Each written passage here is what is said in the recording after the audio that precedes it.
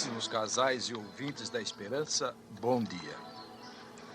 Um documento tão precioso como a encíclica Veritatis Splendor, como todos os documentos do magistério da Igreja, se destinam a todos os povos e, portanto, a todas as línguas e culturas. Por isso, por maiores que sejam as preocupações pedagógicas com a linguística e com o estilo, sua leitura sempre envolve algumas dificuldades.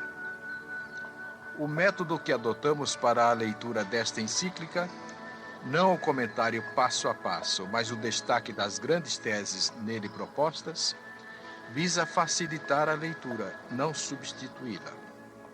Se eu conseguisse apenas facilitar a leitura, torná-la mais compreensível, mais reveladora e acessível, os irmãos ficariam me devendo o imenso tesouro espiritual e teológico escondido no documento. Isto posto, terminemos a exploração do primeiro capítulo. À pergunta de um doutor da lei, e quem é o meu próximo? Jesus responde com a parábola do bom samaritano, a parábola-chave para a plena compreensão do mandamento do amor ao próximo. Ora, da parábola resulta, sustentada pelo testemunho de Jesus, a afirmação da indivisível unidade dos dois mandamentos, o do amor a Deus e o do amor ao próximo. Teria Jesus a intenção de afirmar a equivalência pura e simples dos dois mandamentos? São João, na sua primeira carta, se fez esta pergunta e nos deu a resposta vigorosa. Se alguém disser, eu amo a Deus, mas odiar a seu irmão, é um mentiroso.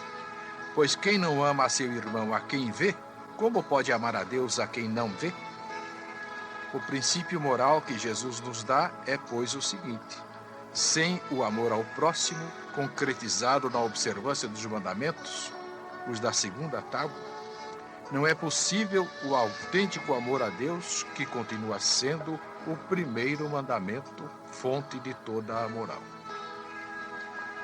Outro princípio moral de grande alcance proposto pela encíclica pode ser resumido assim: a observância dos mandamentos é a primeira etapa necessária no caminho para a liberdade. A primeira liberdade, escreve Santo Agostinho, consiste em estar isento de crimes, como sejam o homicídio, o adultério, a fornicação, o furto, a fraude, o sacrilégio e assim por diante. Quando alguém principia a não ter estes crimes, e nenhum cristão os deve ter, começa a levantar a cabeça para a liberdade. Parece simples, mas aqui está a correta concepção moral da natureza da liberdade. Esta não é a permissão para fazermos o que bem entendermos, decidindo subjetiva e autonomamente sobre o bem e o mal. A liberdade é em nós virtude, isto é, dom, força, capacidade de nos realizarmos como seres humanos e filhos de Deus. Outra afirmação importantíssima deste primeiro capítulo é esta: faz parte da natureza da moral cristã o apelo à perfeição. É o próprio Jesus que toma a iniciativa, chamando para o seguir. Se queres ser perfeito, vem e segue-me. O apelo é feito, antes de mais nada, àqueles a quem ele confia uma missão particular, a começar pelos 11, pelos apóstolos. Vê-se claramente também que ser discípulo de Cristo é a condição de todo aquele que crê. Por isso, seguir Cristo, aderir à sua pessoa, é o fundamento essencial e original da moral cristã. A proposta moral de Jesus na conversa com o jovem rico assustou primeiro o próprio rapaz, que se retirou triste. Mas assustou também os apóstolos. Exclamaram eles: quem poderá então salvar-se? Nem aquele, nem estes entenderam no momento o verdadeiro sentido da lei. Mais que isso, pretenderam contar com as suas próprias forças. Por isso ouviram de Jesus uma resposta definitiva e meridianamente clara: Aos homens é impossível, mas a Deus tudo é possível.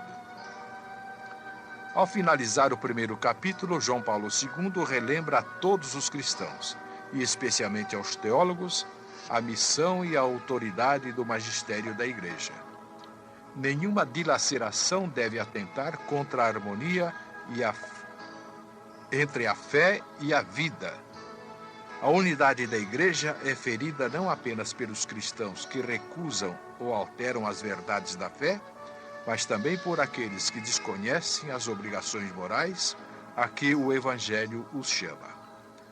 Como afirma o Concílio Vaticano II, o encargo de interpretar autenticamente a Palavra de Deus, escrita ou transmitida pela tradição, foi confiado unicamente ao magistério vivo da Igreja, cuja autoridade é exercida em nome de Jesus Cristo.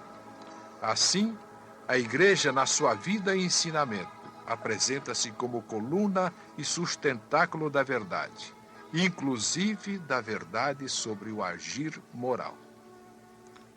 Um bom domingo a todos os caríssimos irmãos.